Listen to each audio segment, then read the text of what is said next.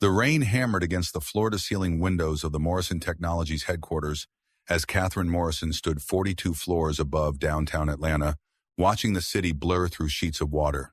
At 42, she had built an empire from nothing, a tech company that now employed over 4,000 people across 15 states. But tonight, as lightning illuminated her reflection in the glass, she felt the familiar weight of loneliness that success had brought her. "Mrs. Morrison?" Her assistant Jennifer's voice cut through her thoughts. "The Yamamoto delegation has arrived. They're waiting in conference room A." Catherine's stomach tightened. This was it, the moment 3 years of negotiations had led to. The contract with Yamamoto Industries would secure Morrison Technologies' expansion into Asian markets, a deal worth $75 million that would cement her company's position as a major player in the global technology sector. She adjusted her navy Armani blazer and picked up the leather portfolio containing the most important documents of her career. "Is everything ready? The presentation materials?" There's been a problem," Jennifer interrupted, her usually steady voice wavering. Catherine froze. In 15 years of working together, Jennifer had never looked this pale. "What kind of problem?" "Dr. Williams, our Japanese interpreter, was in a car accident 40 minutes ago. He's in surgery at Atlanta General. The roads are completely flooded, and every translation service in the city is either closed for the holiday weekend or can't get anyone here in time." The words hit Catherine like a physical blow. Mr. Yamamoto spoke very little English, preferring to conduct all serious business negotiations in Japanese. Without proper translation, months of careful relationship building would collapse in minutes. "How long do we have?" Catherine asked, forcing her voice to remain calm. 15 minutes before they expect the formal presentation to begin." Catherine closed her eyes, feeling the weight of 4,000 jobs pressing down on her shoulders. She had clawed her way up from nothing, a girl from a working-class family in rural Georgia who had put herself through Georgia Tech by working 3 jobs. Every sacrifice, every sleepless night, every relationship that had crumbled under the pressure of her ambitions had led to this moment. "Keep calling translation services," she ordered. "Offer them anything, triple rates, emergency bonuses, whatever it takes. I'll go in and try to stall them somehow." As Jennifer hurried away, Catherine stood alone in the marble-floored lobby, watching her empire teeter on the edge of collapse. She had always been the one with the plan, the solution, the way forward. But tonight, for the first time in years, she felt truly helpless. Meanwhile, 3 floors below, David Chen pushed his cleaning cart down the 39th floor hallway, humming an old Beatles song under his breath. At 34, his hands showed the wear of manual labor, but his eyes held the quiet intelligence of someone who had once commanded lecture halls filled with eager students. He had been working the night shift at Morrison Technologies for 10 months now, invisible to most employees but grateful for the steady paycheck. The framed photograph tucked into his cart's top compartment showed a 7-year-old girl with pigtails and a gap-toothed smile, his daughter Emma, the reason he got up every morning and the light that kept him going through the darkest moments. David had arrived in Atlanta 2 years ago after losing his position as a professor of linguistics at UC Berkeley. Budget cuts, they had called it. Though he suspected his ethnicity and his criticism of the university's handling of diversity issues had made him an easy target. His wife Maria had died of cancer 3 years earlier, leaving him to raise Emma alone while fighting a mountain of medical debt. The move to Atlanta had been a fresh start, but PhD in applied linguistics meant nothing when you lacked the connections and political savvy necessary to navigate academic politics. So he cleaned offices, mopped floors, and saved every penny he could for Emma's future and for the medical bills that continued to arrive from her ongoing treatment for a congenital heart condition. As he worked, David could hear raised voices echoing from the 42nd floor conference rooms. He recognized the sound of stress, of deals falling apart, of people under pressure. During his academic career, he had spoken 7 languages fluent in English, Japanese, Mandarin, Korean, Spanish, French, and German skills he had developed during his research into cross-cultural communication patterns. But those abilities were just another part of his past life, as irrelevant in his current circumstances as his published papers on linguistic bridges in international business. David paused near the elevator bank, noticing an unusual amount of activity for this time of night. Through the glass doors of conference room A, he could see a group of well-dressed Japanese businessmen sitting around the mahogany table. their expressions growing more impatient by the minute. He recognized Mr. Yamamoto from previous visits, always polite, always leaving a small cash tip when David cleaned his temporary office. Tonight, though, the distinguished older man looked frustrated, checking his expensive watch repeatedly while speaking in rapid Japanese to his colleagues. "We have waited long enough," Mr. Yamamoto was saying in Japanese, his voice carrying the tone of finality. "If Morrison Technologies cannot provide basic professional courtesy, perhaps our time would be better spent elsewhere." David's hands stilled on his mop handle. He understood every word. Down the hall he spotted Mrs. Morrison pacing near the main conference room, her usual confidence replaced by barely contained panic. He had observed her from a distance many times over the past 10 months, admiring her determination and the way she treated even the cleaning staff with basic respect and kindness that had stood out in his experience with corporate executives. But tonight, her composed mask was cracking. Through the glass wall, David watched as Mrs. Morrison entered the conference room with her assistant, her smile strained as she gestured apologetically to the Japanese delegation. Mr. Yamamoto's expression darkened as he realized the language barrier would prevent any meaningful communication. The businessman stood, gathering his papers with sharp, angry movements. "This is unprofessional," he said in Japanese to his team. "We will return to Tokyo tomorrow." Clearly, this company is not prepared for international business. David looked at Emma's photograph, then at the scene unfolding in the conference room. For 10 months, he had been invisible, accepting that his education and abilities didn't matter in his current circumstances. He had learned to keep his head down, cash his paychecks, and focus solely on his daughter's future. But watching this scene unfold, seeing opportunities slip away due to a simple communication gap, something stirred in his chest. His mother's voice echoed in his memory. "David, God gives us abilities not just for ourselves, but to help others when they need it most." The Japanese delegation was standing now, Mr. Yamamoto speaking firmly to his colleagues. "We will catch the next flight to Tokyo." This level of disorganization suggests this company is not ready for serious partnership. David glanced once more at Emma's photo, then at Mrs. Morrison's desperate face visible through the glass. Sometimes, he realized, staying invisible meant letting others fail when you had the power to help. He took a deep breath, straightened his shoulders, and made a decision that would change everything. David parked his cleaning cart in the hallway and walked quietly to the conference room entrance.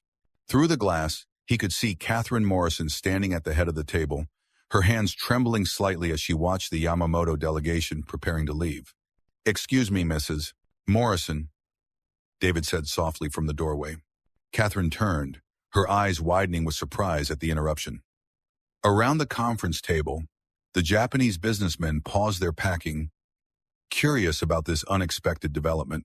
"David, not now," Catherine said, trying to keep the desperation from her voice. "We're in the middle of—" "I can help," David said simply. "I speak Japanese." The words hung in the air like a lifeline thrown to a drowning person. Catherine stared at him, certain she had misheard. The Japanese executives exchanged glances, their expressions shifting from impatience to curiosity. "You." "What?" Catherine whispered. David stepped into the room, his presence somehow transforming from invisible maintenance worker to something else entirely. He looked directly at Mr. Yamamoto and spoke in perfect, fluent Japanese. "Honored Mr. Yamamoto, please forgive the confusion. Mrs. Morrison has the greatest respect for you and your company. She has prepared a presentation that will demonstrate significant benefits for both our organizations." Mr. Yamamoto's eyebrows shot up in surprise. He responded in rapid Japanese, his tone shifting from annoyance to intrigue. "You speak our language very well. Are you Morrison Technologies' interpreter?" David nodded thoughtfully, then turned to Catherine. "Mr. Yamamoto is impressed that Morrison Technologies employs people with diverse skills. He's willing to give you 30 minutes to present your proposal, but he requests that I serve as translator." Catherine felt her knees go weak with relief. She looked at David, really looked at him for the first time. Behind his humble custodian's uniform, she glimpsed something unexpected. Intelligence, education, and a quiet dignity that commanded respect. Can you really handle technical business translation?" she asked. David smiled, and for a moment, The harsh fluorescent lights seemed to soften around him. Mrs. Morrison, I have a PhD in applied linguistics from UC Berkeley. I've translated everything from academic papers to legal documents. Trust me. The word trust echoed in Catherine's mind. She had built her entire career on calculated risks and careful control. But standing in that conference room, watching her empire crumble, she realized that sometimes survival required the most dangerous gamble of all. Faith in another person. Gentlemen, she said, turning to face the Japanese delegation with renewed confidence, let's discuss the future. Mr. Yamamoto settled back into his chair, his stern expression replaced by genuine curiosity about this unexpected turn of events. David took his position beside Catherine, transforming from invisible janitor to the bridge between two worlds. What followed was nothing short of extraordinary. David translated with a precision and elegance that left both sides amazed. He didn't just convert words, she captured the subtle cultural nuances, the underlying meanings, the emotional undertones that made the difference between a contract and a true partnership. Mrs. Morrison wishes to emphasize that this collaboration represents more than financial gain, David explained to Mr. Yamamoto in Japanese. She sees it as building a bridge between two great business cultures, creating opportunities for mutual growth and understanding. Mr. Yamamoto's eyes lit up as he absorbed the translation. He responded enthusiastically, gesturing toward the financial projections spread across the table. Mr. Yamamoto says that in Japanese business philosophy, the greatest partnerships are built on mutual respect and shared vision for the future, David told Catherine. He's impressed by your company's commitment to quality and your personal dedication to understanding Japanese business values. Catherine found herself captivated not just by David's linguistic abilities, but by the way he seemed to understand both cultures intuitively. He anticipated questions, clarified complex terms, and even offered cultural context that helped both sides avoid potential misunderstandings. The manufacturing timeline concerns them, David explained privately to Catherine during a brief pause. In Japanese business culture, rushing suggests lack of proper planning. If you can emphasize the thorough preparation that went into these schedules, it will address their underlying concern. Catherine nodded, adjusting her presentation accordingly. As she spoke about Morrison Technology's careful approach to expansion, David's translation carried not just her words, but her conviction, her passion, her absolute commitment to excellence. Mr. Yamamoto's associate, Mrs. Tanaka, leaned forward and spoke in rapid Japanese. David listened intently, then smiled before translating. Mrs. Tanaka asks about your company's values regarding employee development and loyalty. She's noticed that you have someone of obvious education and ability working in an entry-level position, and she's curious about your commitment to recognizing talent within your organization. Catherine felt her cheeks flush. She glanced at David, seeing him in an entirely new light. Here was a man with obvious intelligence and education, working as a janitor because, why? What circumstances had led him to this position? Morrison Technologies has always believed that talent can be found anywhere, Catherine said carefully. We value dedication, intelligence, and character above all else. Sometimes our most valuable employees are the ones who start in unexpected places. David's translation of her response carried additional weight, and Catherine could see the approval in the Japanese executive's expressions. Mr. Yamamoto nodded approvingly, speaking at length in Japanese. Mr. Yamamoto says that a company's true character is revealed by how it treats all its employees, not just those in executive positions. David translated. He's impressed that Morrison Technologies recognizes value in unexpected places. This gives him confidence in your company's judgment and character. As the meeting progressed, Catherine began to see David differently.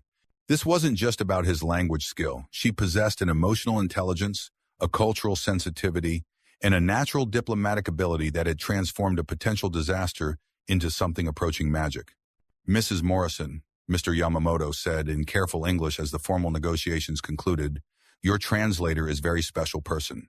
You are lucky to have such talent in your company. Catherine looked at David, still standing quietly beside her, humble despite having just saved her empire.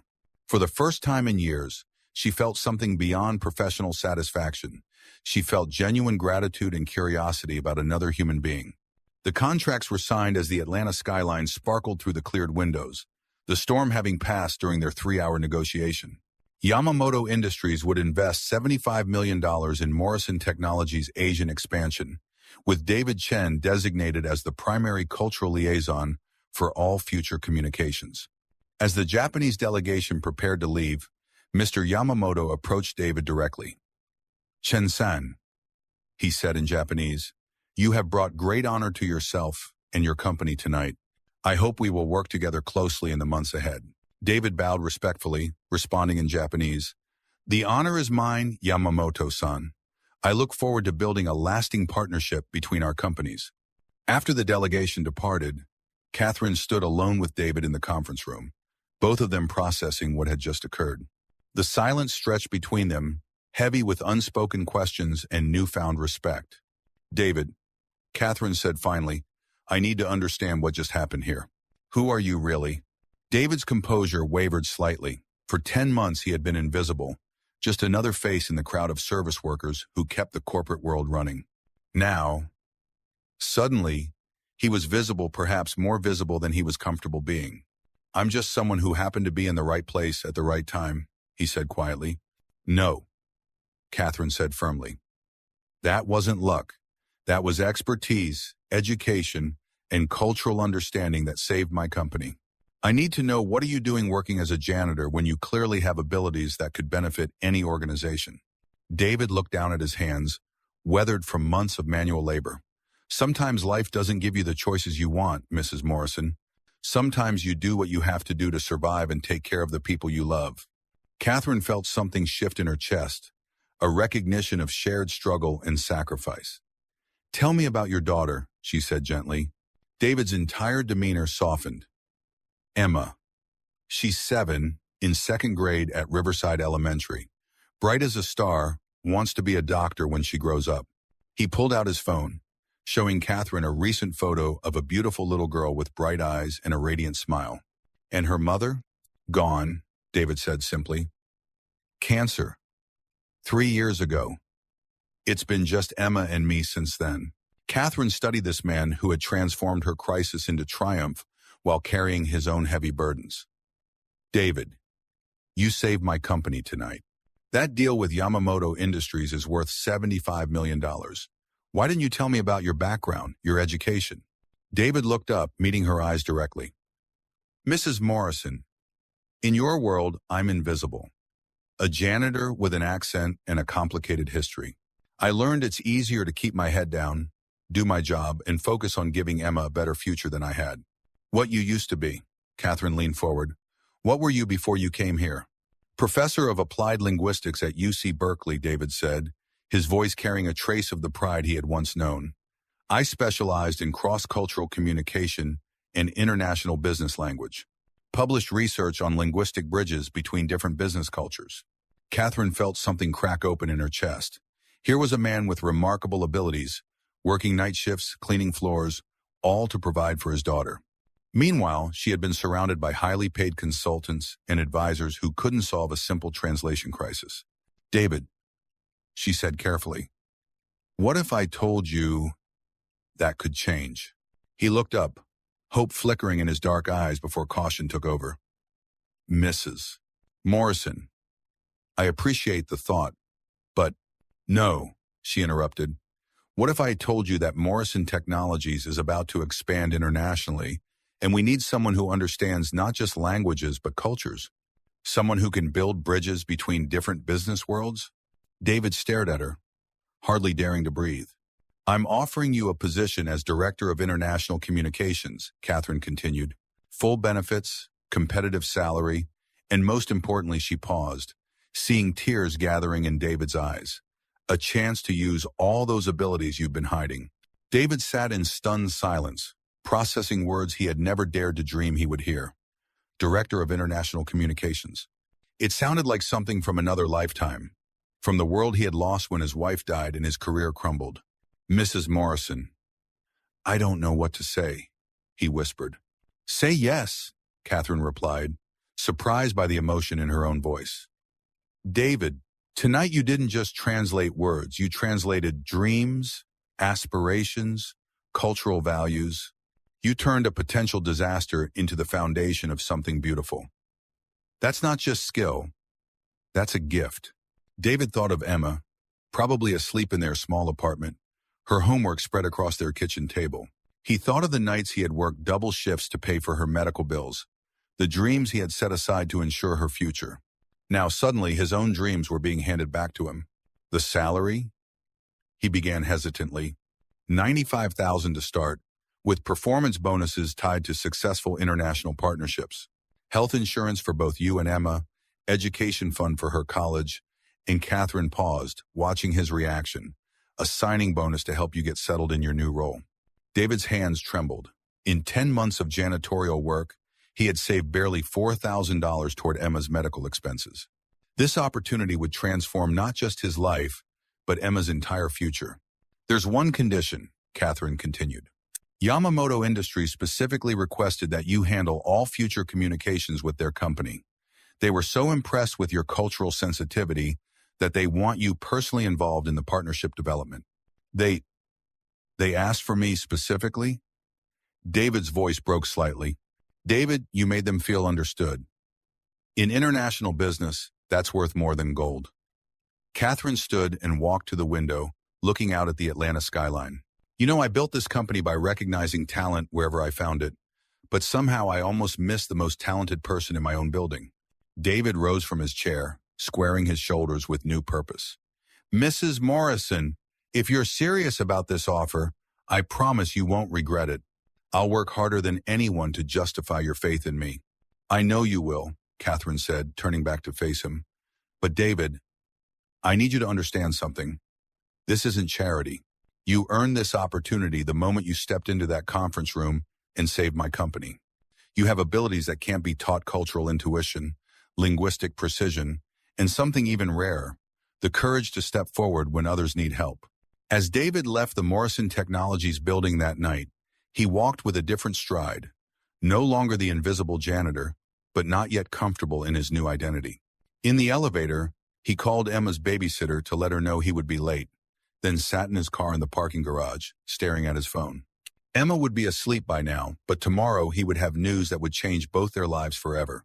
Outside, the Atlanta skyline sparkled with possibility, and for the first time in years, David Chen dared to believe that dreams could actually come true. But neither he nor Catherine could anticipate the challenges that lay ahead, or how deeply their professional relationship would evolve into something neither of them expected. 3 days later, Catherine stood in her corner office, holding David's personnel filia thin folder that contained almost nothing about the man who had saved her company. The basic information was there. David Chen, age 34, hired as night maintenance staff 10 months ago. Emergency contact listed as Emma Chen, age 7. Previous address in Berkeley, California. What it didn't contain was the story of the man who had transformed her crisis into triumph. Jennifer, she called to her assistant, asked David Chen to come to my office when he arrives for his shift tonight. And Jennifer, have HR prepare a new employment contract for Director of International Communications. Jennifer looked puzzled. The janitor? Is there a problem with his work? No problem at all, Catherine said softly. Quite the opposite. That evening, David knocked on Catherine's office door, wearing a simple button-down shirt and khakis instead of his usual work uniform. Behind him, the Morrison Technologies building buzzed with the energy of a company preparing for international expansion. You wanted to see me, Mrs. Morrison? His voice held the same respectful tone he had always used, but now she heard the education and intelligence beneath it. Sit down, David. Catherine gestured to the leather chair across from her desk. We need to talk about your future. David perched on the edge of the chair, clearly still adjusting to being in the executive suite as anything other than a cleaning person. Catherine noticed his hands strong, work-worn, but steady. The hands of a man who had never stopped fighting for what mattered most. I've been thinking about what you said the other night, Catherine began, about doing what you have to do to survive and take care of the people you love. I understand that more than you might realize. David looked up, surprised by the personal tone. I built this company from nothing, Catherine continued. Started in a garage apartment, living on ramen noodles and determination. I sacrificed everything: relationships, friendships, any semblance of a normal life to make Morrison Technologies successful. But success without someone to share it with, It's empty.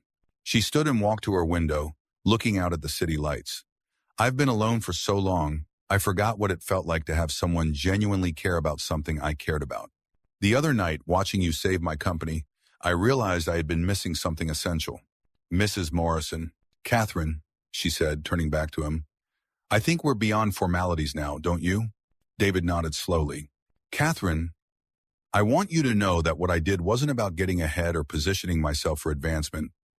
I couldn't stand by and watch something important fall apart when I had the ability to help. I know, Catherine said, settling back into her chair. That's exactly why I know you're the right person for this position. David, I need someone I can trust completely. Someone who understands that business isn't just about profit, it's about people, relationships, and building something meaningful. She slid a contract across the desk. This is your formal offer. Director of International Communications, reporting directly to me. Your office will be on the 40th floor with a full support staff and travel budget for international partnerships. David stared at the contract, his hands trembling slightly as he read the terms. The salary was more than he had ever imagined earning. The benefits package would cover Emma's medical expenses completely. The signing bonus would eliminate his remaining debt and provide security he had never dared to dream of. There's something else, Catherine said quietly. Emma's medical condition, I did some research. Children's Healthcare of Atlanta has one of the best pediatric cardiology programs in the country. As part of your benefits package, she'll have access to the finest specialists available. David's composure finally cracked. Tears welled in his eyes as the magnitude of what Catherine was offering hit him fully. This wasn't just a job, it was a complete transformation of his and Emma's lives. Why, he whispered, why are you doing this for me? Catherine was quiet for a long moment, considering her answer. Because I recognize something in you that I've been missing in my own life. Integrity, compassion, the ability to see what really matters. You could have stayed invisible, David. You could have let my company fail and gone home to your daughter without anyone ever knowing you had the power to help. But you didn't. You stepped forward when it mattered most. David wiped his eyes, struggling to maintain his composure. I don't know how to thank you. Don't thank me yet, Catherine said with a smile. This is going to be the hardest job you've ever had. International business is complicated, demanding, and unforgiving. You'll be traveling constantly, managing relationships across multiple cultures, and representing Morrison Technologies in situations where millions of dollars depend on your judgment. I won't let you down, David said, his voice steady with determination. I know you won't. But David, I need you to understand something important. This partnership, because that's what this is, a partnership that's going to change both our lives in ways we can't predict. Are you ready for that? David looked at the contract one more time, then at Catherine's face, seeing something in her eyes that went beyond professional respect. There was a connection there, a recognition of shared values and mutual understanding that felt like the beginning of something significant. I'm ready, he said, signing the contract with firm, confident strokes.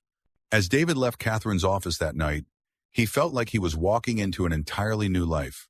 The invisible janitor was gone, replaced by someone with purpose, opportunity, and for the first time in years, hope for the future.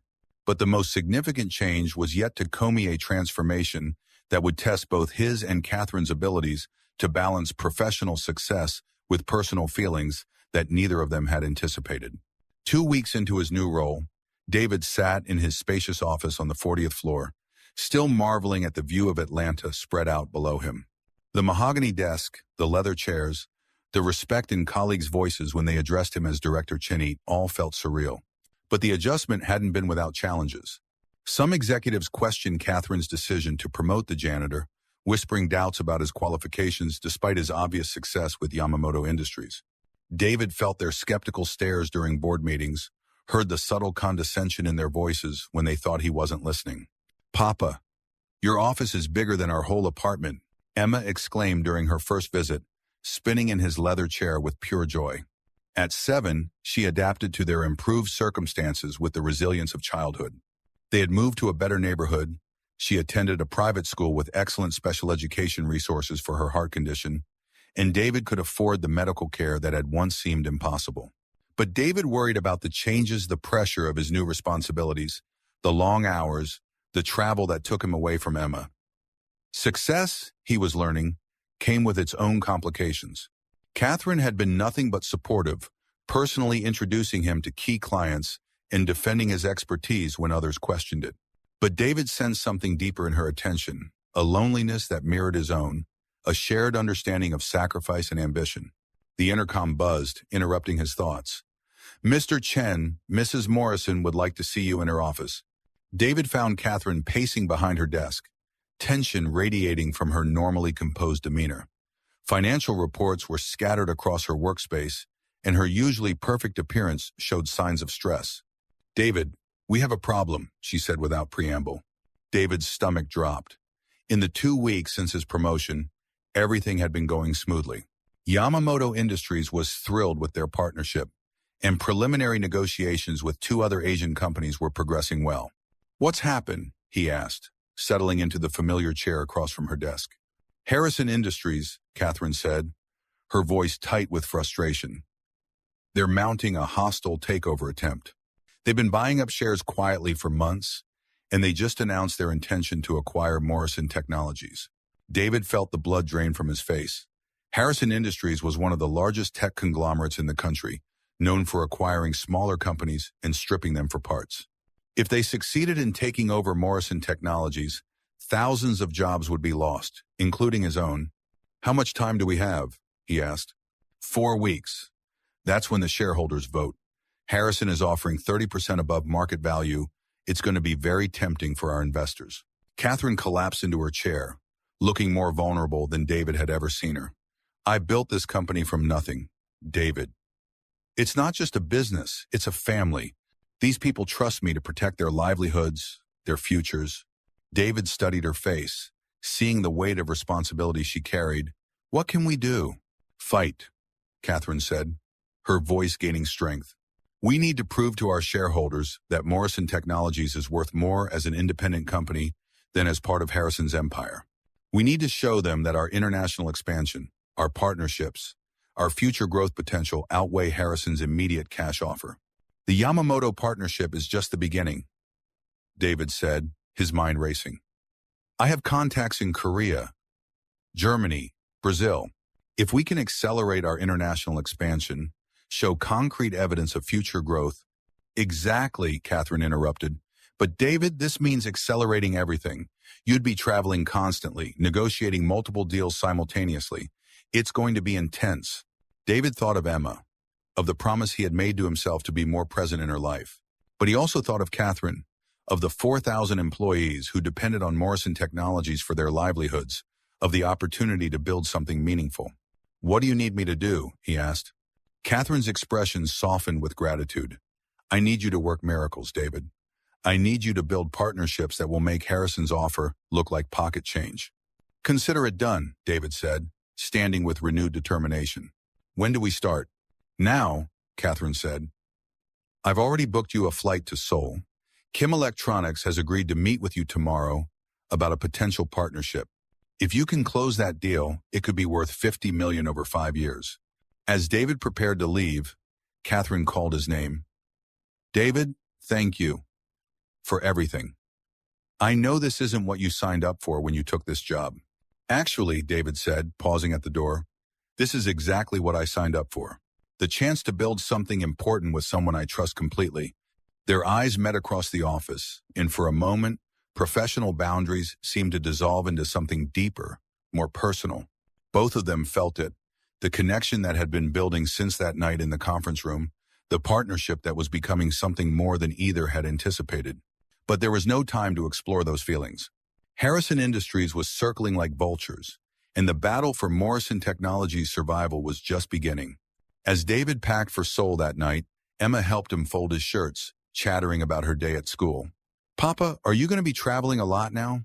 David paused, looking at his daughter's serious face. "For a while, yes. But it's important work, Emma. We're building something special. Will you call me every day?" "Every single day," David promised, hugging her close. "And when this is all over, we'll take a vacation together, just you and me." Emma smiled, but David could see the worry in her eyes. At 7, she had already learned not to count on promises about the future. As his plane lifted off from Atlanta the next morning, David stared out at the city lights fading below. Somewhere down there, Catherine was probably still in her office, working late into the night, fighting for the company that had become her life's work. He pulled out his phone and sent her a text. "On my way to Seoul. We're going to win this." Her response came immediately. "I know we will. Be safe." David smiled, feeling the connection between them even across the distance. They were partners in this fight, and together they would find a way to save Morrison Technologies. But neither of them could predict how the battle ahead would change not just their company, but their relationship, in ways that would challenge everything they thought they knew about love, loyalty, and the price of success. The war for Morrison Technologies had begun, and David Chen was flying into the heart of it, carrying with him the hopes and dreams of everyone who called the company home. The neon lights of Seoul's Gangnam district painted the night sky in brilliant colors as David Chen stood at the window of his hotel room, reviewing his notes for the morning's crucial meeting with Kim Electronics. 3 weeks had passed since Harrison Industries announced their hostile takeover bid, and David had been living out of suitcases, flying from one international negotiation to another in a desperate race against time. His phone buzzed with a text from Catherine. "How are you holding up? The board meeting is in 5 days." David typed back, tired but determined. "Kim Electronics meeting is at 9 a.m. If this goes well, we'll have the momentum we need." "I believe in you," came her immediate response, followed by a pause. Then, "Miss having you here." David stared at the message, feeling the weight of emotions he had been trying to suppress. Over the past 3 weeks, their professional partnership had deepened into something more intimate late-night phone calls that stretched beyond business, shared moments of vulnerability when the pressure seemed overwhelming, and a growing awareness that they were becoming essential to each other's lives.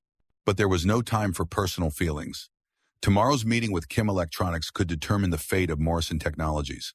David's phone rang, interrupting his thoughts.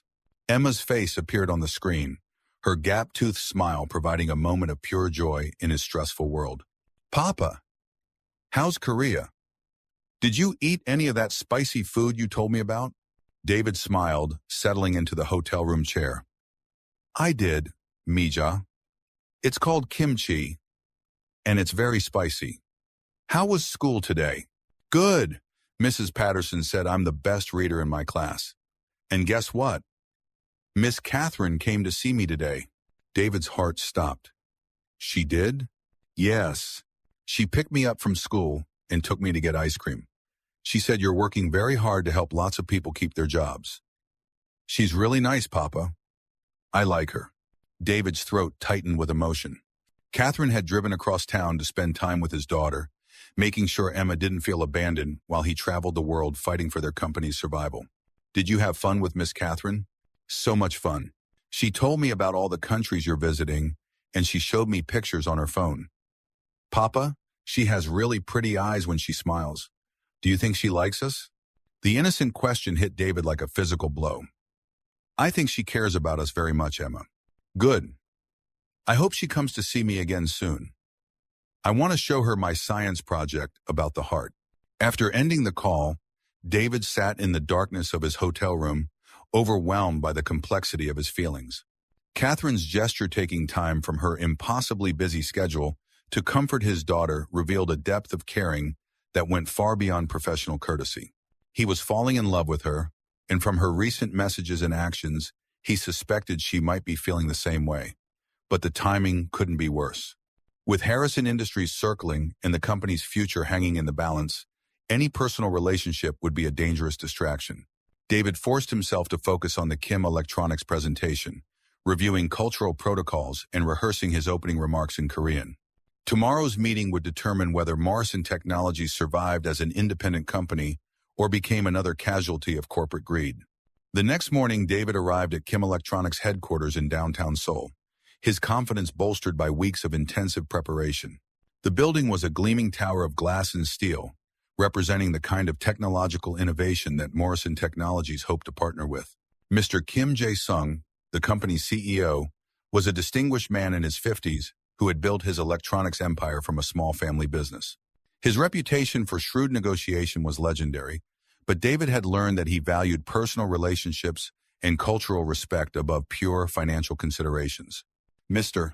Chen, Kim said in accented English, his handshake firm and measuring. I am curious to meet the man who has caused such excitement in international business circles. Your work with Yamamoto Industries has been noted throughout Asia. David bowed respectfully, then responded in fluent Korean. The honor is mine, Mr. Kim. I come with great respect for your company's innovation and integrity. Kim's eyebrows rose with surprise and approval. Your Korean is excellent. Please, let us speak in my language. It will make our discussion more authentic. Over the next 4 hours, David carefully presented Morrison Technologies' vision for Asian expansion, emphasizing the company's commitment to long-term partnerships rather than short-term profit extraction. He spoke about Catherine's leadership philosophy, the company's employee-first culture, and their dedication to technological innovation that served human needs. Mr. Chen, Kim said during a break in negotiations, you speak of your CEO with great respect. Tell me, what kind of leader is Catherine Morrison? David chose his words carefully, aware that his answer could influence the entire negotiation. She is a visionary who never forgot where she came from. She built Morrison Technologies by recognizing talent regardless of its source and treating every employee as family. She saw potential in me when others saw only limitations. Kim nodded thoughtfully. In Korean business culture, we believe that a leader's character is revealed by how they treat those with less power. Your presence here, representing her company with such skill and dedication, speaks well of her judgment. The final breakthrough came when David shared Morrison Technologies' employee profit-sharing program and their commitment to maintaining jobs rather than maximizing shareholder returns. Kim Electronics had been burned by American companies that promised partnership but delivered only exploitation. This is different, Kim said finally. Your company thinks like a Korean company: long-term relationships, employee loyalty, shared success. Kim Electronics will invest $40 million in Morrison Technologies with a commitment to joint development projects over the next decade. David felt his knees go weak with relief. The deal was worth more than Harrison Industries' immediate offer, and it demonstrated the kind of future growth potential that could convince shareholders to reject the hostile takeover. As they shook hands on the agreement, Kim offered an unexpected personal observation. Mr. Chen, you carry yourself like a man in love. I hope she knows how fortunate she is to have such devoted representation. David's cheeks flushed. I'm not sure I understand, Mr. Kim. A man negotiates differently when he is fighting for someone he loves, not just something he values. Your passion for Morrison Technologies is obvious, but your passion for Catherine Morrison is equally clear. Take care that you do not lose sight of personal happiness in pursuit of business success. The words followed David throughout his long flight back to Atlanta. Kim's observation had been uncomfortably accurate. He was fighting for Catherine as much as for the company, and the distinction between professional and personal loyalty had become impossibly blurred. David arrived in Atlanta to find the city buzzing with news of the Kim Electronics partnership. The business press was calling it a stunning reversal that had shifted momentum away from Harrison Industries. Morrison Technologies' stock price had jumped 15% in a single day. Catherine met him at the airport, her face radiant with exhaustion and triumph. David, you did it. The Kim deal changes everything. The board is reconsidering Harrison's offer. They embraced spontaneously, holding each other longer than professional courtesy required. David breathed in her familiar perfume, feeling the warmth of her body against his, and realized that coming home to her felt more natural than anything he had ever experienced. I have more news, Catherine said as they drove through Atlanta traffic. Emma is fine, but she had a small episode at school yesterday. Nothing serious, but the doctor wants to run some additional tests on her heart. David's stomach dropped. What kind of episode? She got dizzy during gym class and had to sit down. The school nurse called me when they couldn't reach you. I took her to Children's Health Care, and Dr.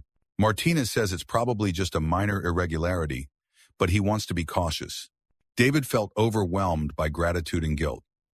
Catherine had stepped in to care for his daughter while he was thousands of miles away, handling a crisis that should have been his responsibility. Catherine, I can't thank you enough. I should have been here. Stop, she said firmly. You were fighting for our future. Emma understands that. She's proud of you, David. We both are. The word "we" hung in the air between them, heavy with implication. They were becoming a unit, a family, though neither had acknowledged it directly.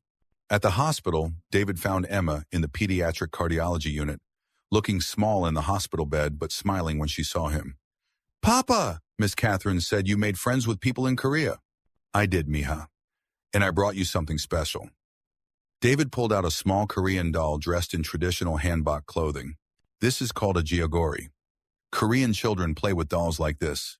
Emma hugged the doll close, then looked seriously at her father. "Papa, I like Miss Catherine a lot. She stayed with me the whole time yesterday, and she read me stories about princesses who run companies." David glanced at Catherine, who was standing quietly near the window, and felt his heart swell with an emotion he had been trying to suppress. This woman had not only saved his career, but had become a second mother to his daughter. Dr. Martinez entered with test results. "Good news, Emma. Your heart is working perfectly well. The dizziness was probably just from growing so fast. But we want to keep monitoring you closely." "What does that mean?" David asked. "Regular checkups, some lifestyle modifications, and eventually, when she's older, we may need to consider a minor procedure to strengthen one of her heart valves. Nothing dangerous, but it will require careful planning and the best possible care." David felt the familiar weight of medical expenses, but Catherine squeezed his hand reassuringly. "Emma has the best insurance in the city now," she said quietly. "Whatever she needs, we'll make sure she gets it." The casual way Catherine said "we" made David realize how naturally she had become part of their family. Emma adored her and David. David was falling deeper in love with her every day. 3 days later, the Morrison Technologies board meeting would determine the company's fate. David and Catherine worked around the clock, preparing presentations that would convince shareholders to reject Harrison's offer in favor of long-term growth through international partnerships. "We need to show them that we're not just fighting a takeover," Catherine said during one of their late-night strategy sessions. "We're building something unprecedented, a truly global company that maintains its soul." David looked up from his laptop, studying Catherine's face in the soft light of her office. She had been working 18-hour days for weeks, sustained by coffee and determination. Her usually perfect appearance showed signs of strain, but to David, she had never looked more beautiful. "Catherine," he said softly, "what happens after we win?" "What do you mean?" "I mean, once we defeat Harrison Industries, once the international expansion is secure, what happens to this?" He gestured between them. "What happens to us?" Catherine's composure wavered. For weeks, they had been dancing around their growing feelings, using the crisis as an excuse to avoid confronting the complexity of their relationship. "I don't know," she admitted. "David, I care about you more than I've ever cared about anyone. But I'm also your boss, and Emma depends on both of us for stability. What if we're wrong about this? What if personal feelings complicate everything we've built?" David stood and walked to where she sat, kneeling beside her chair. "Catherine, the night I stepped into that conference room to help you, I wasn't thinking about career advancement or personal gain. I was thinking about doing what was right. This," he took her hand, "this feels right too." Catherine's eyes filled with tears. "David, I've been alone for so long. I've convinced myself that success required sacrifice, that I couldn't have both professional achievement and personal happiness. But with you, I feel like maybe I was wrong." "You weren't wrong to be cautious," David said, "but you also don't have to choose between success and love. We can have both." Before Catherine could respond, David's phone rang. Emma's school appeared on the caller ID, and both of them tensed. "Mr. Chen?" The voice belonged to the school nurse. "I'm calling about Emma. She's collapsed during lunch, and we've called an ambulance. She's conscious but having trouble breathing." David felt the world tilt. "We'll be right there." Catherine was already grabbing her keys. "Let's go." They raced through Atlanta traffic, both of them silent with fear. At the hospital, they found Emma in the emergency room, oxygen mask over her small face, but her eyes alert and frightened. "Papa!" she called out weakly when she saw them. Dr. Martinez approached with a serious expression.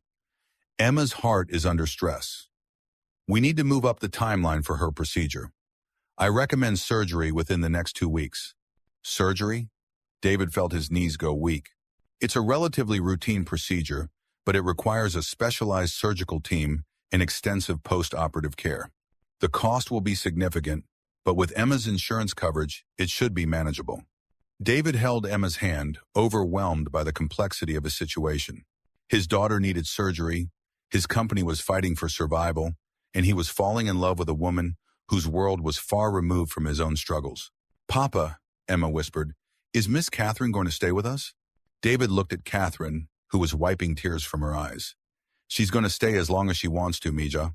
"Good," Emma said, her voice growing stronger. "I want her to be part of our family." The simple honesty of a 7-year-old's perspective cut through all their adult complications. Catherine took Emma's other hand, and the three of them formed a circle around the hospital bed. "I want that too," Catherine said softly. "I want to be part of your family." David felt tears streaming down his face. In a hospital room, surrounded by the chaos of medical emergency, he had found something he had never expected: a complete family, bound together by love that transcended professional boundaries and social conventions. The board meeting was tomorrow, but suddenly that seemed less important than the promise he saw in Catherine's eyes and the trust he felt in Emma's small hand. Whatever happened with Harrison Industries, whatever challenges lay ahead, they would face them together. But as David held his daughter and looked at the woman he loved, he had no idea that the greatest test of their relationship was still to come: a revelation that would challenge everything they thought they knew about each other and force them to choose between love and loyalty in ways they never imagined. The next morning, David stood in the Morrison Technologies boardroom, watching shareholders file in for the meeting that would determine the company's fate. Catherine sat at the head of the table, composed and confident despite the exhaustion that showed in her eyes.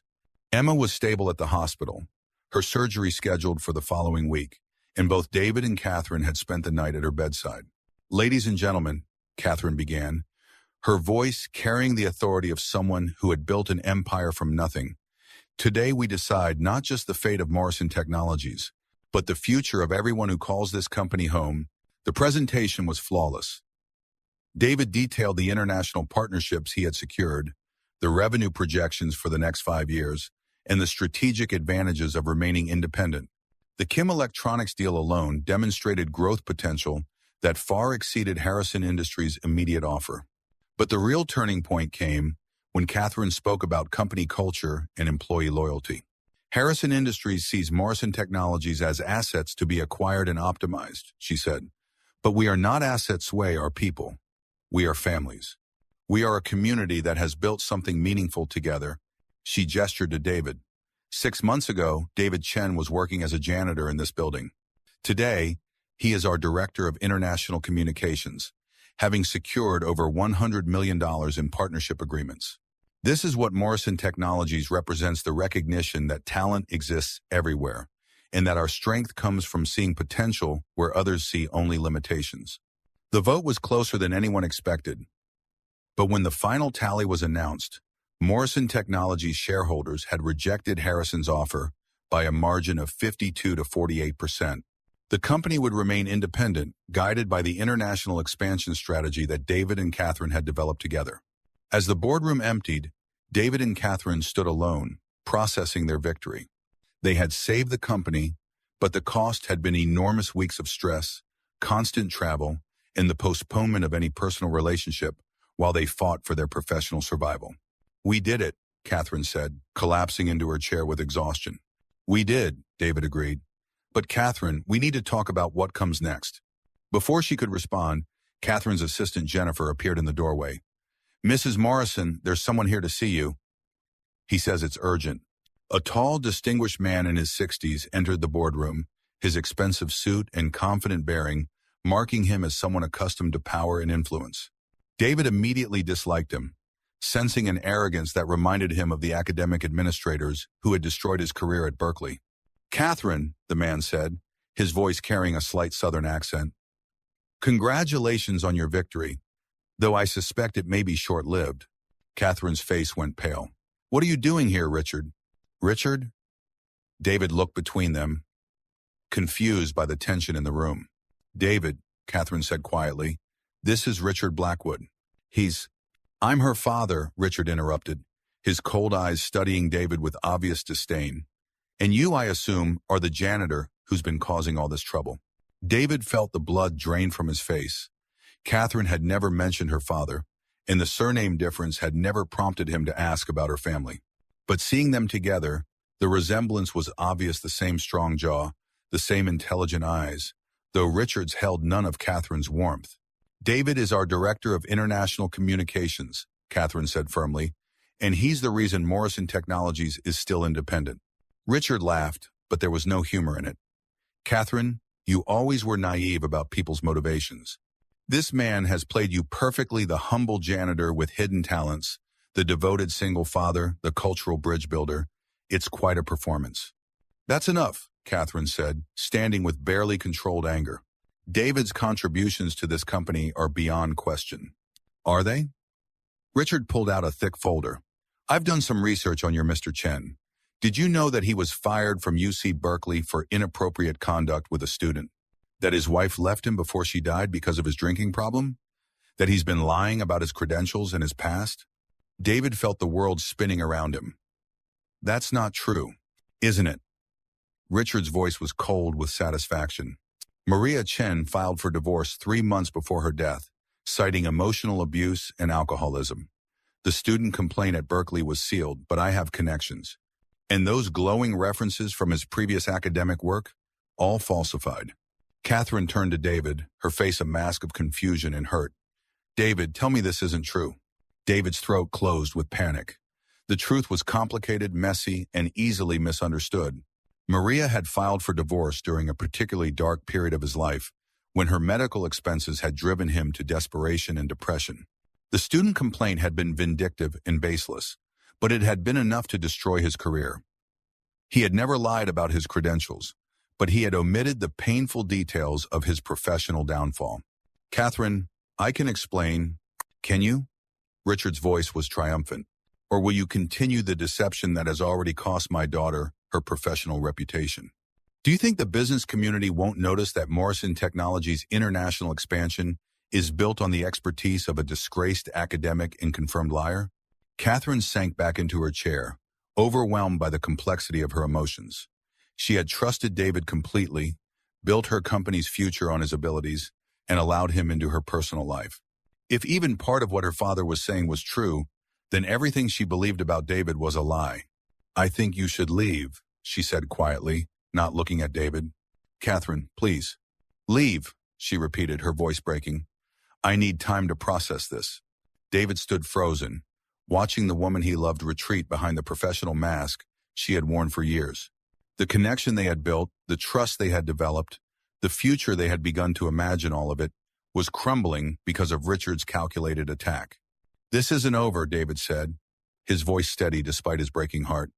Catherine, you know who I am. You know what we've built together. Don't let him destroy something real because of his twisted version of my past. As David left the boardroom, he heard Richard's voice. Catherine, I'm doing this to protect you. This man is not who you think he is. But David knew that Richard Blackwood had his own agenda, and that Catherine's father was about to reveal the real reason for his sudden appearance, a revelation that would make the current crisis seem simple by comparison. Outside Morrison Technologies, David sat in his car, staring at the building where he had found purpose, respect, and love. Now all of it was threatened by a man who seemed to know exactly how to destroy everything David had built. His phone buzzed with a text from the hospital. Emma asking for you and Miss Catherine. When will you be here? David closed his eyes, overwhelmed by the complexity of his situation. His daughter needed surgery. The woman he loved was questioning everything she thought she knew about him, and his professional future was suddenly uncertain. But Emma was depending on him, and whatever happened between him and Catherine, he would not let his daughter down. As he drove toward the hospital, David began to plan his response to Richard Blackwood's attack. The truth was complicated, but it was still the truth. And if Catherine was the woman he believed her to be, she would listen to his explanation and judge him based on her own experience, not her father's manipulations. The battle for Morrison Technologies was over, but the fight for his family was just beginning. At the hospital, Emma was sitting up in bed, her face bright with excitement. Papa! Miss Catherine said we won. She said the bad people can't take away your job. David's heart clenched. That's right, Mija. We won. Where is Miss Catherine? I want to show her my new doll. David struggled to find words that wouldn't frighten his daughter. She's very busy right now. but she'll come see you soon. Emma's face fell. Papa, you look sad. Are you and Miss Catherine fighting? The perceptiveness of children never ceased to amaze David. We're just working through some problems, Emma. Sometimes adults have to have difficult conversations. But you still love her, right? And she still loves us? David's eyes filled with tears. I love her very much, Mija. And I believe she loves us too. But sometimes love isn't enough to solve every problem.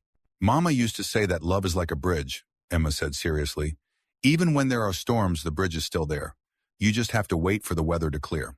David hugged his daughter close, amazed by her wisdom. Mama was very smart. Papa, will you fix things with Miss Catherine? I want her to be here when I have my surgery. I'm going to try, Mija. I'm going to try very hard. That evening, David received a call from Catherine. Her voice was distant, professional, but he could hear the pain beneath the surface. David, I need you to come to my office tomorrow morning. We need to discuss your future with Morrison Technologies. Catherine, please let me explain. Tomorrow morning, she repeated, 9 o'clock. As David hung up, he realized that the next 24 hours would determine not just his professional future, but whether the family he had found with Catherine and Emma would survive the storm that Richard Blackwood had unleashed. The truth was about to come out, but David wasn't sure if the truth would be enough to rebuild the trust that had been shattered by a father's cruel manipulations. Meanwhile, in her penthouse apartment, Catherine sat staring out at the Atlanta skyline, holding the folder of accusations against David. Part of her wanted to throw it away unread, to trust her instincts about the man who had saved her company and captured her heart. But another part of her, the part that had learned to be suspicious of anyone who seemed too good to be true, whispered that maybe her father was right. Maybe David had been playing a long game, using her feelings against her for his own benefit. The truth was somewhere in between, but Catherine would have to decide whether love was worth the risk of being wrong. As the lights of Atlanta twinkled below, two people who had found something precious were about to discover whether their connection was strong enough to survive the revelation of painful truths and the machinations of a man who seemed determined to destroy their happiness. The morning would bring answers, but it would also bring the greatest test of trust that either of them had ever faced. David Chen stood outside Morrison Technologies headquarters at 8:45 a.m., watching the morning sun reflect off the glass facade of the building that had become his second home. In 15 minutes, he would face Catherine Morrison and learn whether the accusations her father had leveled against him would destroy everything they had built together. He had spent the sleepless night preparing for this moment, gathering documents, organizing his thoughts, and rehearsing explanations for the painful chapters of his past that he had hoped never to revisit. The truth was complicated, messy, and easily misunderstood, but it was still the truth. Emma was scheduled for surgery in 3 days, and she had asked him repeatedly when Miss Catherine would come to visit. David had promised his daughter that he would fix things, but standing in the shadow of the building where he had found love and purpose, he wasn't sure if promises were enough. The elevator ride to the 42nd floor felt like an eternity. David's hands trembled slightly as he clutched the folder containing documents that would either vindicate him or confirm Catherine's worst fears. Other employees nodded respectfully as they passed, unaware that the man they had come to respect as their director of international communications was fighting for his professional and personal survival. Catherine's office felt different when David entered at exactly 9 o'clock to back. The warmth that had developed between them over the past months was gone, replaced by the cool professionalism that she had wielded like armor during her early years as CEO. She sat behind her desk, Richard Blackwood's folder open in front of her, her face unreadable. "Sit down, David," she said without looking up. David took the chair across from her, the same seat where she had offered him his position as Director of International Communications. The irony wasn't lost on him. He had been promoted in this room, and now he might be destroyed in it. "I've spent the night reading through the accusations my father has made against you," Catherine began, her voice steady but cold. "I need you to respond to them, and I need you to be completely honest. Our professional relationship and everything else depends on your truthfulness." David nodded, steeling himself for the conversation he had been dreading. "Did your wife file for divorce before she died?" Catherine asked. "Yes," David said simply. "Maria filed papers 3 months before her death." Catherine's face tightened. "Were you abusive to her?" "No," David said firmly, "but I was. Lost. The medical bills were crushing us. I had lost my job, and I was drinking too much. I was depressed, withdrawn, and probably not the husband she needed during the worst period of her life. She filed for divorce because she was dying, and she wanted to protect me from inheriting her medical debt. Catherine looked up, surprised. What? Maria knew she was dying, Catherine. The divorce was her way of ensuring that her medical expenses wouldn't destroy Emma's future. She was trying to save us from financial ruin, even though it meant we couldn't be married when she died. David's voice broke slightly. I let her do it because I thought it was the right thing for Emma. But it meant I lost my wife twice, once to divorce and once to death. And it meant that to the outside world, it looked like I had abandoned her. Catherine's expression softened slightly, but she continued with her questions. The student complained at Berkeley? David took a deep breath. A graduate student named Amanda Pierce accused me of sexual harassment after I gave her a failing grade on her thesis. She had been struggling academically and had made advances that I rebuffed. When she realized she wasn't going to pass, she filed a complaint claiming I had demanded sexual favors in exchange for grades. And the investigation found no evidence to support her claims. 2 other students came forward to testify that she had bragged about trying to seduce me and had become angry when I rejected her. But the accusation was enough to create a scandal. Combined with the budget cuts and my criticism of the university's diversity policies, it gave the administration the excuse they needed to eliminate my position. Catherine studied David's face, looking for signs of deception. Why didn't you tell me any of this? Because I was afraid, David admitted. I was afraid that if you knew about the messiness of my past, you wouldn't take a chance on me. I was afraid you'd see me as damaged goods rather than someone who had learned from his mistakes. And the drinking? David's composure cracked. I was an alcoholic, Catherine. For about 18 months after Maria's diagnosis, I used alcohol to numb the pain of watching my wife die and my career crumble. I attended AA meetings, got sober, and I've been clean for over 2 years. But yes, I was a drunk. I was a man who couldn't handle the pressures of his life, and I made terrible choices. Catherine leaned back in her chair, processing David's explanations. The man sitting across from her was revealing vulnerabilities that she had never suspected, admitting to failures that painted him as human rather than the almost perfect figure she had imagined him to be. David, she said quietly, why should I trust you now? If you were willing to omit these details about your past, what else haven't you told me? David met her eyes directly. Because everything I've done since I met you has been honest. Every success I've achieved for Morrison Technologies, every moment we've shared, every feeling I've expressed, all of it has been real. I didn't lie about my credentials or my abilities. I just didn't volunteer information about my lowest moments. My father says, you've been manipulating me, using Emma and your circumstances to gain my sympathy and advance your career. David's face hardened. Your father is a man who abandoned his own daughter and now wants to control her life. He's not concerned about protecting you, Catherine. He's concerned about something else entirely. What do you mean? Before David could answer, Catherine's assistant, Jennifer, appeared in the doorway. Mrs. Morrison, I'm sorry to interrupt, but there's an urgent call from Children's Healthcare. It's about Emma Chen. David's blood turned to ice. What's wrong? The doctor says Emma has taken a turn for the worse. They need to move her surgery up to this afternoon. David stood. His personal crisis with Catherine suddenly secondary to his daughter's emergency. I have to go. David, wait, Catherine said. We're not finished. My daughter is dying, David said, his voice breaking. Whatever else is between us, Emma needs me now. Catherine watched David leave, her heart torn between her professional doubts and her personal feelings. She had fallen in love with a man who had just admitted to being a recovering alcoholic with a complicated past. But she had also seen him save her company, care for his daughter with absolute devotion, and treat her with a respect and kindness that had been missing from her life. Richard Blackwood had orchestrated this revelation to destroy David's credibility, but Catherine was beginning to suspect that her father's motivations were more complex than simple paternal protection. She sat alone in her office for 20 minutes, staring at the accusations spread across her desk.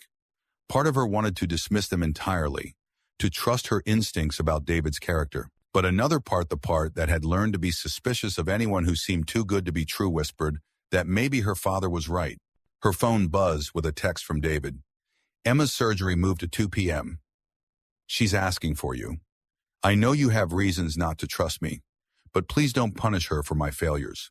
Catherine stared at the message, remembering Emma's bright smile and the way the little girl had accepted her as part of their family. Whatever doubts she had about David, Emma was innocent. She grabbed her purse and headed for the hospital, her mind churning with questions and possibilities. During the drive through Atlanta traffic, she found herself thinking about the man she had come to love. David had saved her company, yes, but he had also saved her from the loneliness that had consumed her for years.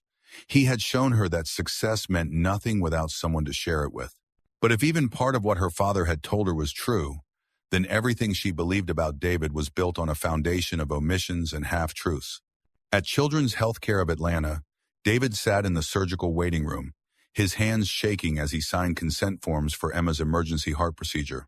The surgery that had been scheduled for next week had become critical after Emma's condition deteriorated overnight. "Mr. Chen, doctor," Martinez explained, "Emma's heart valve is failing more rapidly than we anticipated.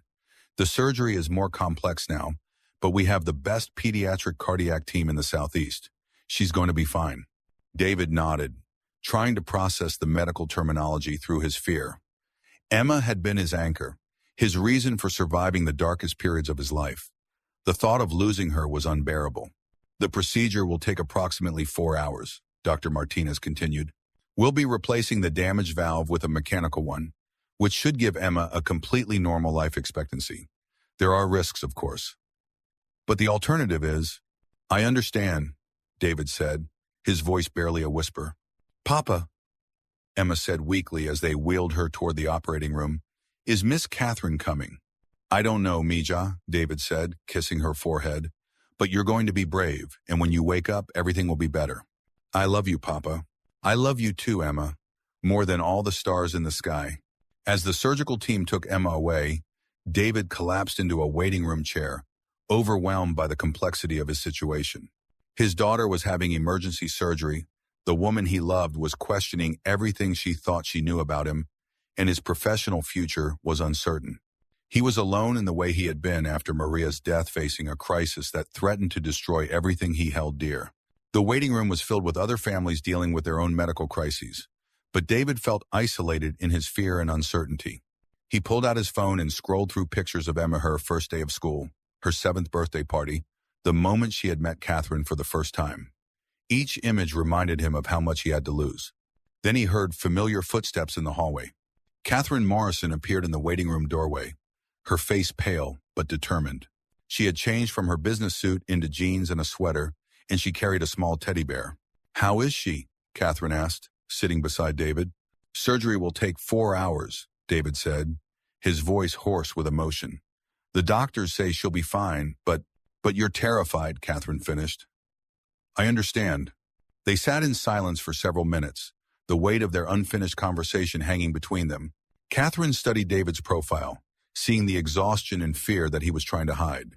Whatever questions she had about his past, there was no doubt about his love for Emma. "David," she said quietly, "I need to ask you something, and I need you to be completely honest." David nodded, bracing himself. "Do you love me, or have you been using me to secure your future?" David turned to face her fully, his eyes red with unshed tears. "Catherine, I fell in love with you the first night we worked together. Not because you were my boss or because you could advance my career, but because you saw something in me that I had lost sight of in myself. You gave me back my dignity, my purpose, and my hope. I love you because you're brilliant, compassionate, and strong enough to build an empire while still caring about the people who work for you." Catherine's eyes filled with tears. "My father says—" "Your father is lying," David interrupted, "and I think I know why." "What do you mean?" David took a deep breath. "Catherine, have you ever wondered why Richard Blackwood suddenly appeared just as we defeated Harrison Industries? Why he had such detailed information about my past? Why he seemed so determined to destroy our relationship?" Catherine frowned. "He said he was protecting me." "He was protecting himself," David said. "Think about it. Who benefits if Morrison Technologies fails? Who would profit from our company's destruction?" Catherine's face went pale as the implications hit her. "You think my father is connected to Harrison Industries?" I think your father is Harrison Industries, David said. Or at least, he's the major investor behind their takeover attempt. When we defeated them through international partnerships, he lost millions. Destroying my credibility was his way of undermining the foundation of our success. Catherine stared at David, her mind racing. But why would he? Because he's a businessman, Catherine. He sees opportunities, and he takes them. The fact that his own daughter built something successful just made it a more attractive target. Before Catherine could respond, her phone rang. The caller ID showed her father's name. Answer it, David said, but put it on speaker. Catherine hesitated, then accepted the call. Hello, Dad. Catherine, I trust you've made the right decision about your employee situation. Richard's voice was cold and businesslike. Actually, I have some questions about your motivations, Catherine said. What do you mean? I mean, why are you so invested in destroying David? What do you gain from breaking up our relationship? Richard's laugh was harsh. Catherine, you've always been naive about people's true motivations. That man has been playing you from the beginning, and you're too blinded by emotion to see it.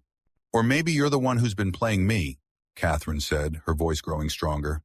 Tell me, Dad, how much money did you lose when Harrison Industries failed to acquire Morrison Technologies?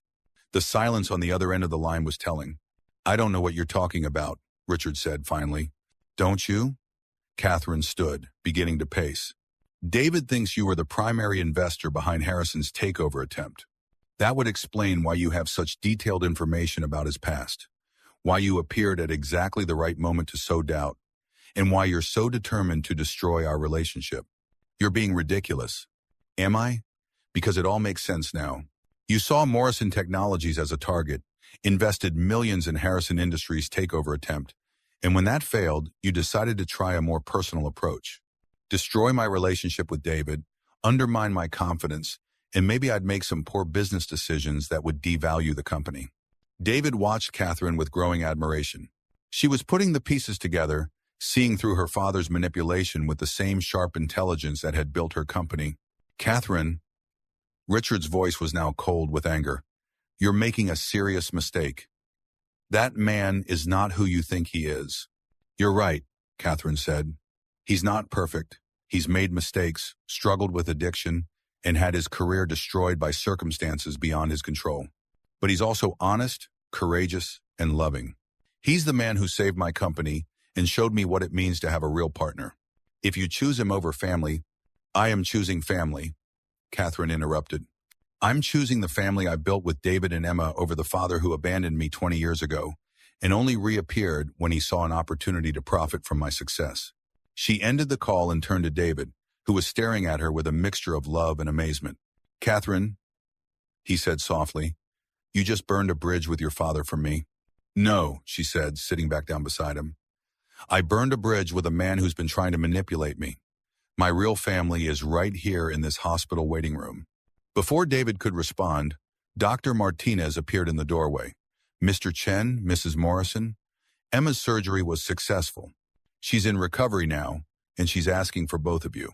David and Catherine rushed to the recovery room, where Emma lay surrounded by monitors and IV lines, but her eyes were bright and alert.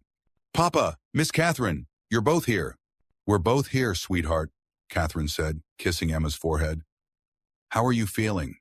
Better, Emma said. The doctors fixed my heart. But Papa, why do you look so sad? David struggled for words. Papa and Miss Catherine are working through some grown-up problems, Mija. Emma looked seriously at both of them. Are you going to stop being a family? The question hung in the air like a challenge.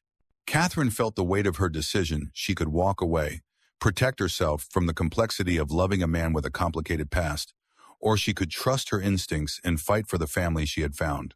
No, Catherine said firmly. We're not going to stop being a family. David's eyes filled with tears of relief.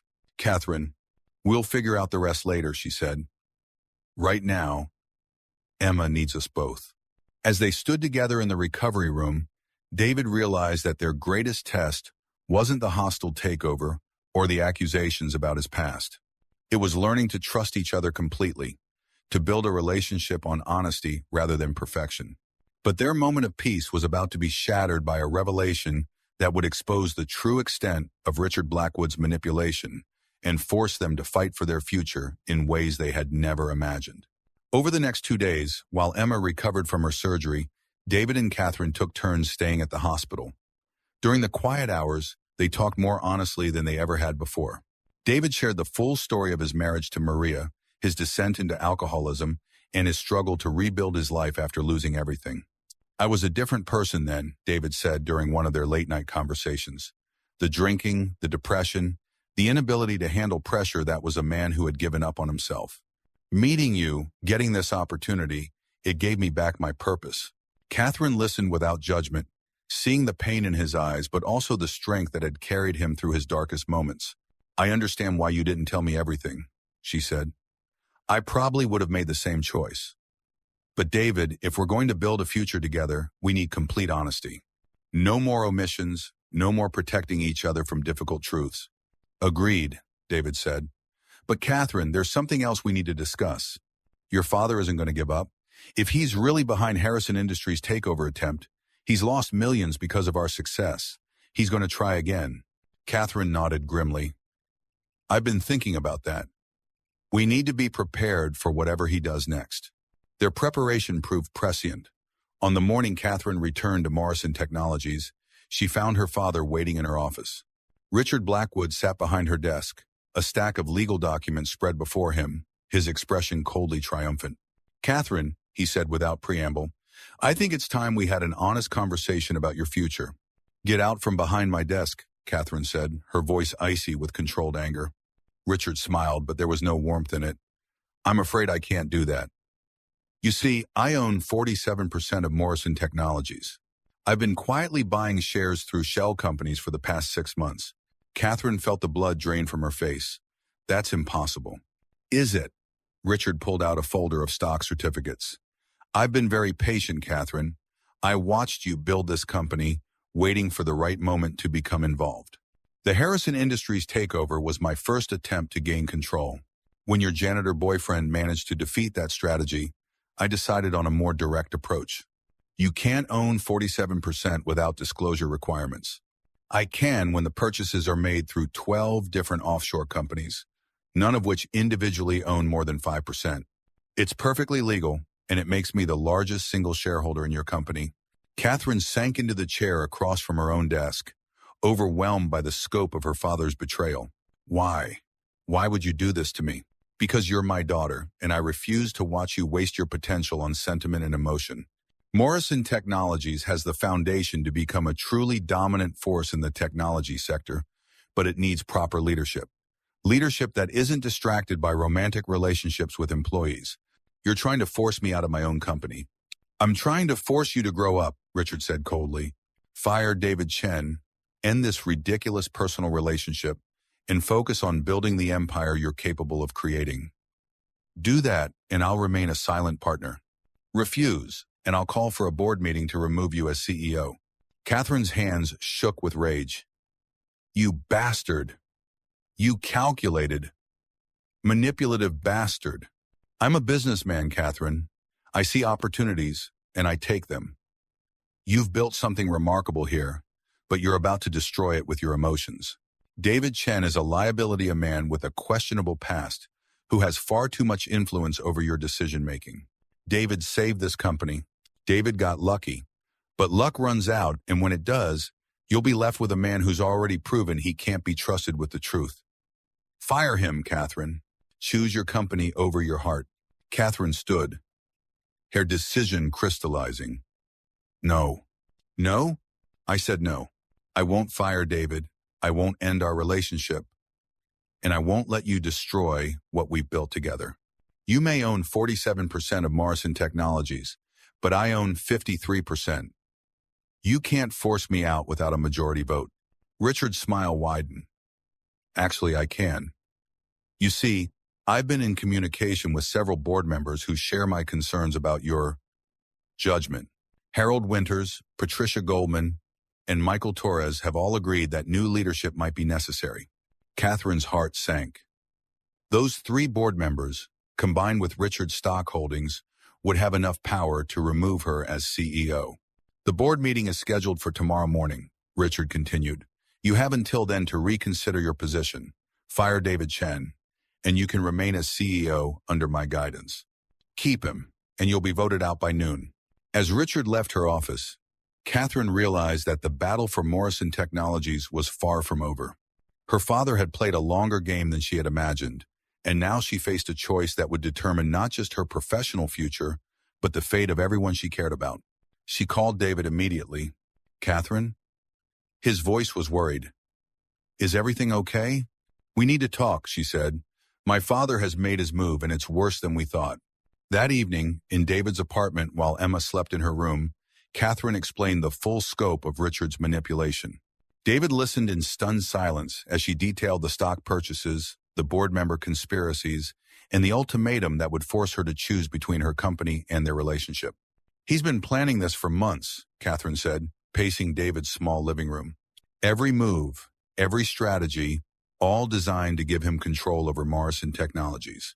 And if you choose me, you lose everything you've built," David said quietly.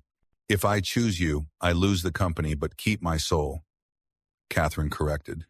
"If I choose the company, I become my father's puppet and lose the best thing that's ever happened to me." David stood, taking her hands in his. "Catherine, you can't sacrifice your life's work for me. Morrison Technologies is more than a company. It's your legacy, your contribution to the world. 4,000 people depend on it for their livelihoods. And what about Emma? What about us? What about the family we've built?" David's eyes filled with tears. "We'll find another way. There has to be another solution." Catherine kissed him softly. "There is. But it requires us to take the biggest risk of our lives." "What do you mean?"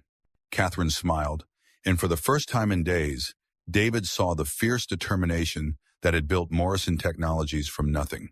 "I mean, we're going to beat my father at his own game, but we're going to need help." "What kind of help?" "The kind that comes from people who understand what Richard Blackwood really is," Catherine said. "David, I need you to call your sister-in-law Sarah, the one who works for the SEC. David's eyes widened. "Catherine, what are you thinking?" "I'm thinking that if your father-in-law is willing to use illegal methods to gain control of my company, then we need to expose him for what he really is. But I need an expert to help us prove it." David pulled out his phone. "Sarah's going to want to know everything. Are you prepared for that level of scrutiny?" "I'm prepared for whatever it takes to save Morrison Technologies and protect our family," Catherine said. "Make the call." Sarah Chen arrived in Atlanta the next morning, her briefcase full of investigative tools and her expression grim with purpose. As a former SEC investigator turned private consultant, she had seen every kind of corporate fraud and manipulation imaginable. "David told me about your situation," she said, settling into Catherine's office. "If what you suspect is true, Richard Blackwood has committed multiple federal crimes. But we need proof." "What kind of proof?" Catherine asked. "Financial records, communication logs, anything that shows coordination between Blackwood and Harrison Industries. The timing of his stock purchases, evidence of insider trading, proof of the bribes he offered to your board members." Catherine's heart sank. "I don't have access to any of that information." Sarah smiled grimly. "But I do. Give me 6 hours and access to your financial systems, and I'll give you everything you need to destroy him." As Sarah worked, David and Catherine prepared for the board meeting that would determine their future. The atmosphere in Morrison Technologies was tense, with employees sensing that something significant was about to happen. "Whatever happens today," David said, "I want you to know that meeting you changed my life in ways I never imagined possible." "Don't talk like this is goodbye," Catherine said. "We're going to win this." "Are we?" "Because right now, it looks like your father holds all the cards." Catherine took David's hands, her eyes blazing with determination. "David, I've spent my entire career underestimating myself and letting other people define my worth. But you taught me something important, that success isn't about what you accomplish alone. It's about what you build with the people you trust." "Catherine, I'm not finished. You stepped into that conference room 6 months ago and saved my company, but you also saved me. You showed me that I didn't have to choose between professional success and personal happiness. You proved that the best partnerships are built on trust, respect, and shared values." David felt tears streaming down his face. "What are you saying?" "I'm saying that whatever happens in that boardroom today, we face it together. And if we lose Morrison Technologies, then we'll build something new together, something that's truly ours." Before David could respond, Sarah appeared in the doorway, her expression triumphant. "I found everything," she said, holding up a thick folder. "Richard Blackwood is about to have a very bad day." The next morning, the Morrison Technologies boardroom was packed with shareholders, board members, and media representatives who had gotten wind of the leadership crisis. Richard Blackwood sat at the head of the table, confident in his victory, while Catherine and David took seats across from him. "Ladies and gentlemen," Richard began, his voice carrying the authority of someone accustomed to controlling corporate meetings, "we're here today to address serious concerns about the current leadership of Morrison Technologies. Recent events have raised questions about CEO Catherine Morrison's judgment and decision-making capabilities." He gestured dismissively toward David. "The promotion of an unqualified employee to a senior position, the romantic entanglement that has compromised professional objectivity, and the questionable partnerships that have put the company at risk, all of these issues demonstrate a pattern of poor judgment that threatens the future of Morrison Technologies." Several board members nodded in agreement, and Catherine felt her stomach tighten. Her father's manipulation had been thorough and effective. "Therefore," Richard continued, "I am calling for a vote of no confidence in Catherine Morrison's leadership. It's time for new management that will prioritize shareholder value over personal relationships." Catherine stood, her voice steady despite the magnitude of what she was about to do. "Before we proceed with any vote, I'd like to introduce someone who has information relevant to these proceedings." The boardroom doors opened and Sarah Chen entered, carrying a briefcase and wearing the determined expression of someone who had fought long battles in corporate boardrooms. "This is Sarah Chen," Catherine announced. "She's a former SEC investigator and David's sister-in-law. She's been researching the stock purchases that gave Richard Blackwood his shareholding in Morrison Technologies." Richard's face went pale. "Catherine, what are you doing?" Sarah stepped forward, her voice clear and professional. "Ladies and gentlemen, I'm here to report that Richard Blackwood has violated numerous SEC regulations in his acquisition of Morrison Technologies stock. The shell companies he used to hide his purchases were not properly disclosed, and several of the transactions involved insider trading based on confidential information about the company's international expansion plans." She opened her briefcase and pulled out a thick folder. "I have evidence that Mr. Blackwood used his daughter's personal information to time his stock purchases, giving him an unfair advantage over other investors. This constitutes securities fraud, and I've already filed a complaint with the SEC."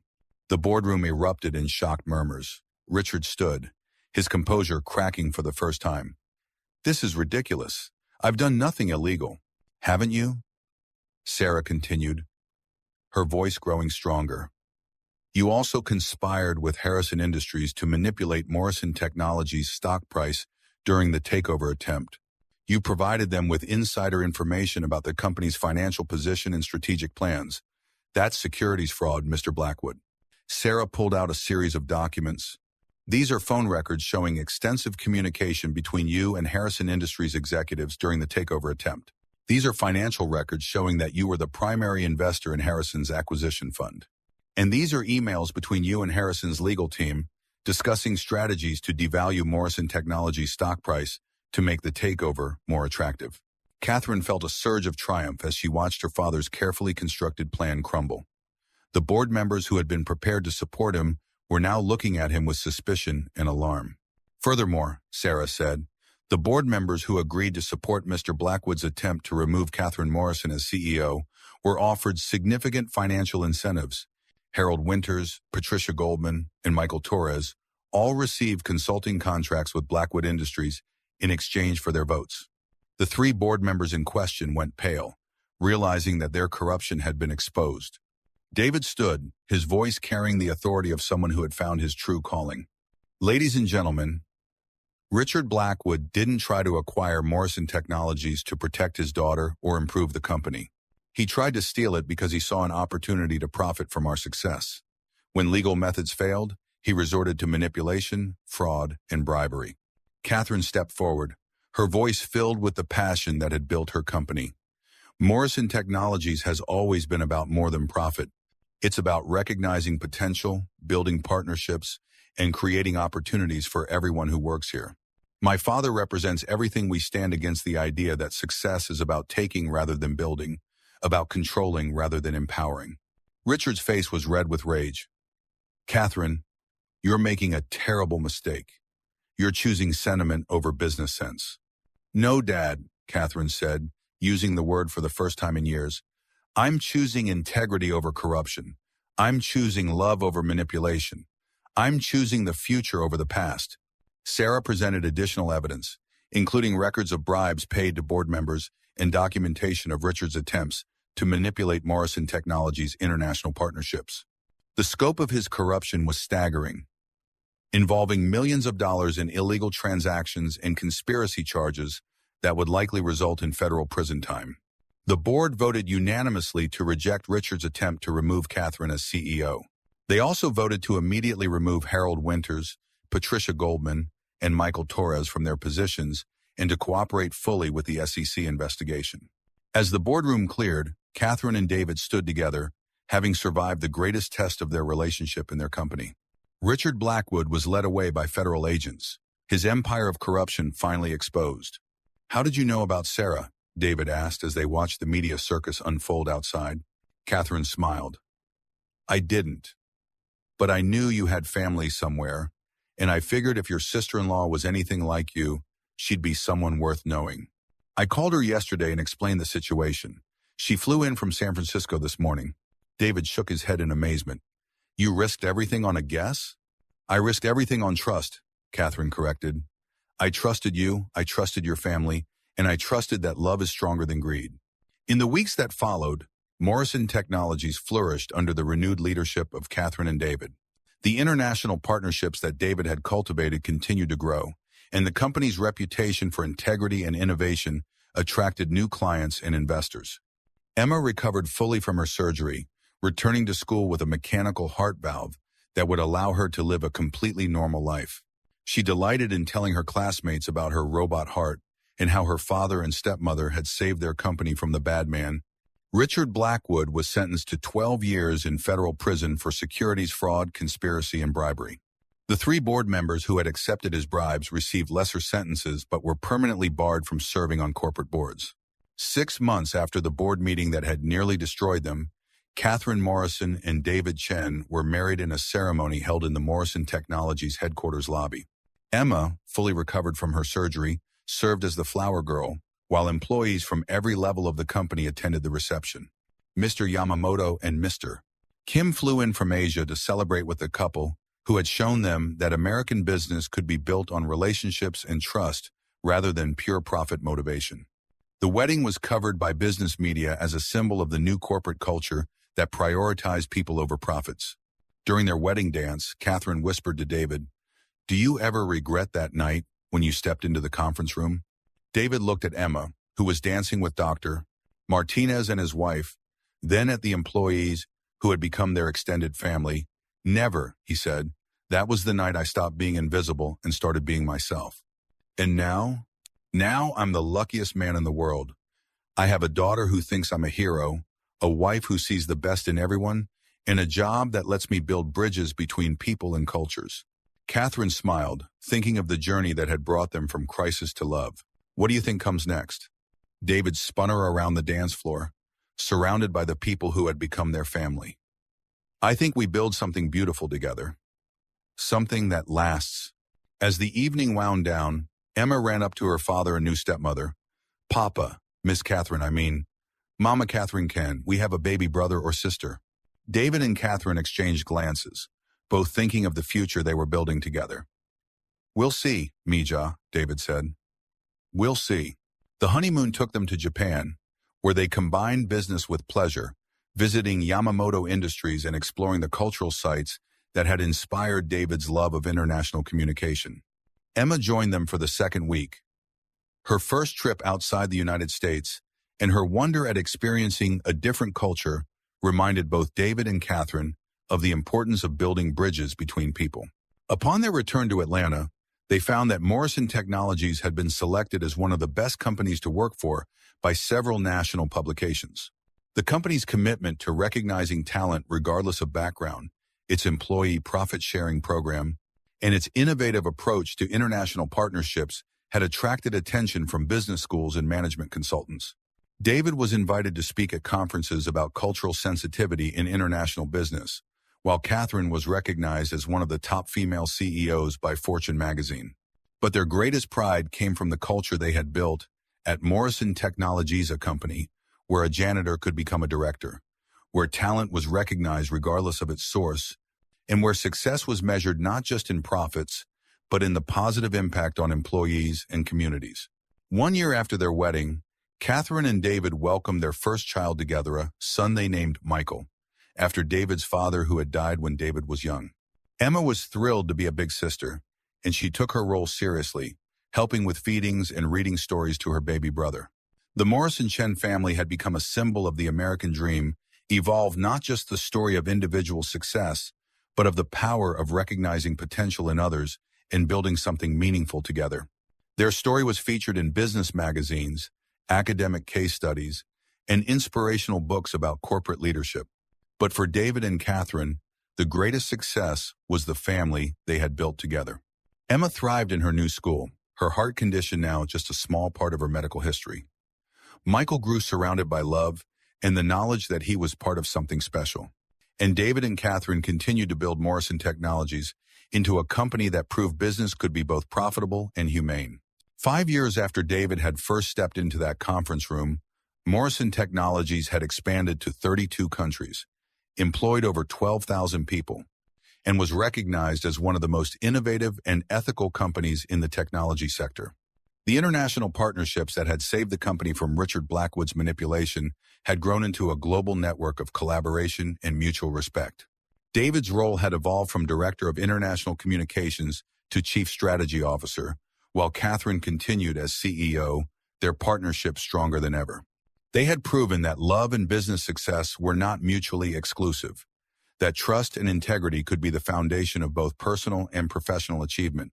On a quiet evening in their Atlanta home, as Emma helped Michael with his homework and Catherine reviewed business plans for their expansion into South America, David reflected on the journey that had brought them to this moment. From invisible janitor to corporate executive, from lonely bachelor to devoted husband and father, from man who had lost everything to someone who had found more than he ever dreamed possible. Outside their windows, Atlanta sparkled in the darkness, a city full of dreams and possibilities. Inside, a family born from crisis and strengthened by love prepared to face whatever challenges lay ahead, knowing that together they could overcome anything. The story of Morrison Technologies would continue, but it would always be guided by the principles that had brought them together. The recognition that talent exists everywhere, that success is meaningless without love, and that the greatest achievements come from lifting others up rather than climbing over them. In the end, David Chen had done the impossible not just by saving a company or winning the heart of a remarkable woman, but by proving that courage, integrity, and love can triumph over even the most calculated attempts to destroy them. The Millionaire CEO and the Janitor had found each other in a moment of crisis, and together they had built something that would last forever. Their legacy would be measured not just in profits and market share, but in the lives they had touched, the opportunities they had created, and the proof that the American dream was still alive for those brave enough to reach for it and generous enough to share it with others.